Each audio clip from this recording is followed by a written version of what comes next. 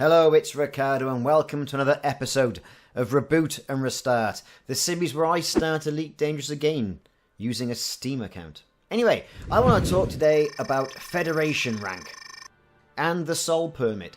Now, the Sol Permit, our good old home system, if you want to go and fly past Earth, if you want to go and fly past the Moon, Saturn, and visit that, I suppose, Shangri-La of all systems, you're going to need a permit. Now, I was a Kickstarter backer, and as a result of which, I managed to get there anyway.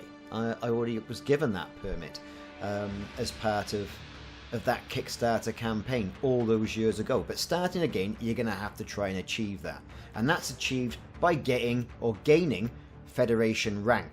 Now, you can do this by looking out for the Federal Navy courier missions that are going to pop up on all of the mission boards.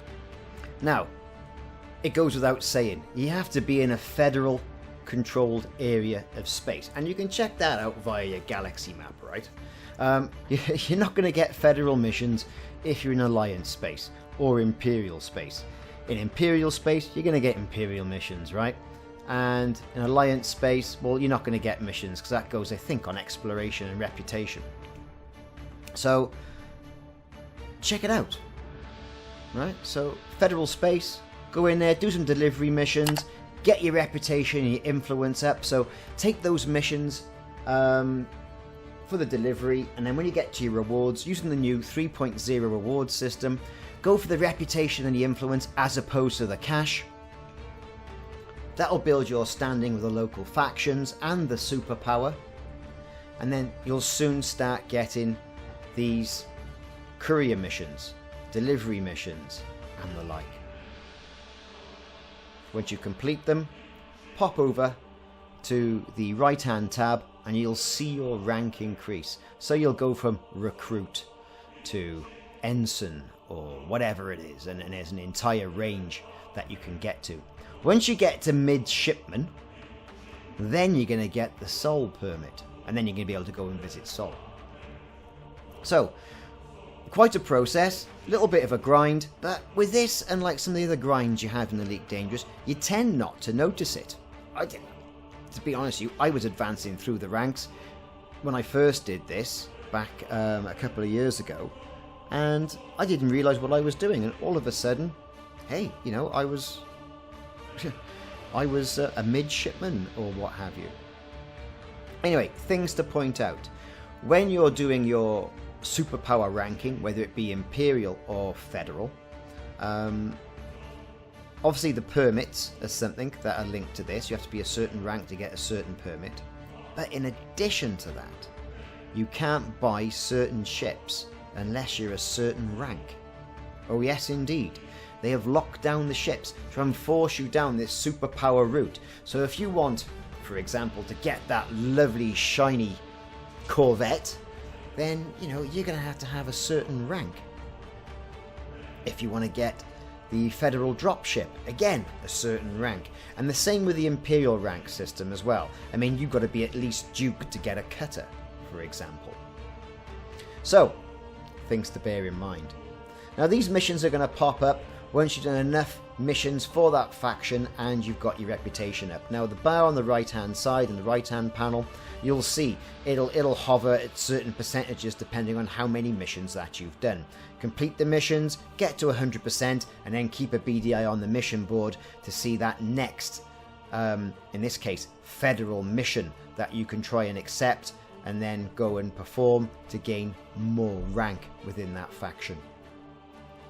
So there you go. That was a brief rundown on Federal missions. Now, the Sol system, it's the heart of the Federal Empire, as you'd expect, right? Or it always was. But I don't really see the fascination about it. Unless something in the storyline is going to play directly towards the Sol system. It hasn't done so far. Yes, you can go and do missions, but think about it, you're in Sol, it's a bit of a hole, to be honest. The stations don't stock a hell of a lot. It's not that sort of Shangri-La that you'd imagine it to be, or in my case, it hasn't been. I haven't been there for quite some time, I have to say. I've been out doing other more interesting stuff within the Elite Dangerous galaxy. But if that's your thing, if you want to go and fly past Earth, do that pilgrimage, go to all the stations, fly past Mars, perhaps even go and find the Voyager 1 probe that's included within the game, and I'll do a video on that a little bit later, on how to find that, then you can. But that access to the Sol system is indeed flagged down to whatever federal rank you get, and that is midshipman. Now I'm actually petty officer now. I've gone past the midshipman phase, and that's fine by me. I got to build more reputation and get myself to the next level. So a few changes have also been made as well by Elite Dangerous and Frontier with the 3.03 update. Quite a few things have been modified and changed within the game, so check out my video on that. That came out earlier on in the week.